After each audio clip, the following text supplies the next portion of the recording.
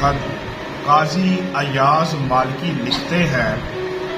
کہ حضرت ابو ہریرہ رضی اللہ تعالیٰ عنہ بیان کرتے ہیں کہ رسول اللہ صلی اللہ علیہ وآلہ وسلم نے فرمایا، مجھ سے بہت زیادہ محبت کرنے والے لوگ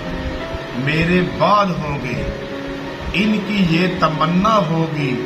کہ کاش ان کے تمام اہل اور مال کو لے لیا جائے اور اس کے بعد ان کو میری زیارت حاصل ہو جائے۔ کہ کریم فرماتے ہیں کہ کچھ لوگ میرے بعد ایسے آئیں گے جب ظاہری آپ دنیا سے پردہ فرمائیں گے کہ جو کہیں کہ ہمارا سب کچھ قربان ہو جائے لیکن ہمیں سرکار کا دیدار ہو جائے۔ اور امام ابن عساکر نے حضرت ابن عمر رضی اللہ تعالیٰ عنہ سے روایت کیا ہے کہ حضرت ابو بکر نے رضی اللہ تعالیٰ عنہ نے نبی پاک صلی اللہ علیہ وآلہ وسلم کی بارگاہ میں عرض کیا، اس ذات کی قسم جس نے آپ کو حق کے ساتھ مبعوث کیا ہے، اگر میرے باپ ابو قحافہ کی بجائے ابو طالب ایمان لے آتے تو اس سے میری آنکھوں کو زیادہ ٹھنڈک پہنچتی، کیوں نہ کہ ابو طالب کا اسلام لانا آپ کی آنکھوں کی ٹھنڈک تھا۔ اور اسی طرح حضرت ابن عمر رضی اللہ تعالیٰ عنہ سے روایت ہے کہ حضرت عمر بن خطاب رضی اللہ تعالیٰ عنہ نے حضرت عباس رضی اللہ تعالیٰ عنہ سے کہا، آپ کا اسلام لانا میرے نزدیک میرے باپ خطاب کے اسلام لانے سے زیادہ محبوب ہے، کیونکہ آپ کا اسلام لانا رسول اللہ صلی اللہ علیہ وآلہ وسلم کو زیادہ محبوب تھا۔ ان حدیثوں میں یہ بیان ہے کہ حضرت ابو بکر اور حضرت عمر رضی اللہ تعالیٰ عنہ نے اپنی محبت پر رسول اللہ صلی اللہ علیہ وسلم کی محبت کو ترجیح دی۔ اور حضرت سعد بن ابی وقاص رضی اللہ تعالیٰ عنہ سے روایت ہے کہ جنگ احد کے موقع پر ایک عورت جس کا باپ، بھائی اور شوہر شہید ہو گیا، جب وہ شہید ہو گئے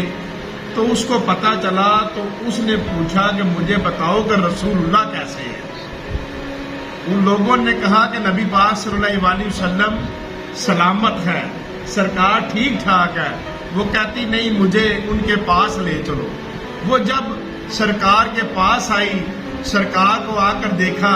تو آ کر کہنے لگی کہ لجپال، آپ کے ہوتے ہوئے مجھے کوئی غم نہیں ہے، مجھے کوئی غم نہیں ہے آپ کے ہوتے ہوئے۔ اور اسی طرح حضرت عروہ بن مسعود رضی اللہ تعالیٰ عنہ اسلام لانے سے پہلے صلح حدیبیہ کے موقع پر جب مسلمانوں کو دیکھا تو جا کر کفار قریش کو کہنے لگے میں بڑے بڑے نجاشی بادشاہوں کے دربار میں گیا ہوں، میں نے کبھی کسی کے اصحاب کو اس طرح نہیں دیکھا جس طرح رسول اللہ صلی اللہ علیہ وسلم کے صحاب ہیں، کہ نبی اکرم صلی اللہ علیہ وسلم اگر تھوکتے ہیں تو سرکار کا لواب کسی نہ کسی کی ہتھیلی پر جاتا ہے اور صحابہ اس کو اپنے منہ پر اور اپنے جسم پر مل لیتے ہیں۔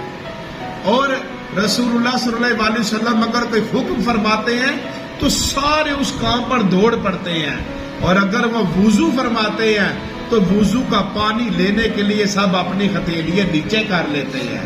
فرمایا اس طرح میں نے ان کو بھی نہیں دیکھا جس طرح نبی پاک صلی اللہ علیہ وسلم کے صحاب رسول اللہ صلی اللہ علیہ وسلم سے محبت کرتے ہیں۔ تو سرکار صلی اللہ علیہ وسلم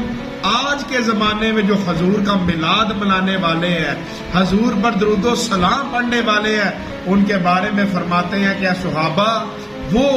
ایسے لوگ ہیں، ایسے لوگ آئیں گے میرے بعد، وہ کہیں گے ہمارا مال بھی چلا جائے، ہمارا گھر بھی چلا جائے، ہماری اولاد بھی چلے جائے، ہمیں ایک دفعہ سرکار کا دیدار ہو جائے۔ تو اللہ تبارک و تعالی ہم سب کے سینوں کے اندر